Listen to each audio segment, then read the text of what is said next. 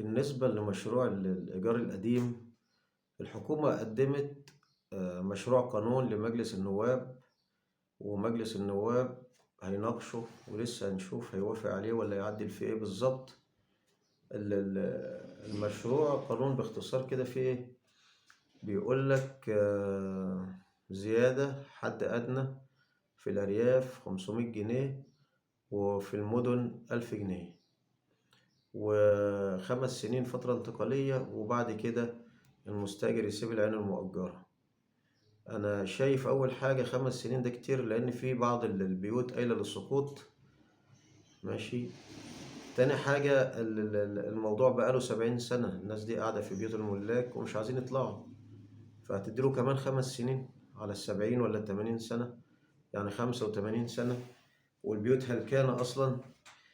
تاني حاجة ال1000 جنيه برضو بسيطة، يعني 1000 جنيه وبعد كده زيادة 15%، يعني بعد ال5 سنين هتبقى ايه؟ حاجة بسيطة. المفروض نعمل في الحساب الأماكن، يعني مثلا ما يكونش عندي في منطقة شعبية زي منطقة راقية زي كده، لازم نفرق بين الأماكن دي.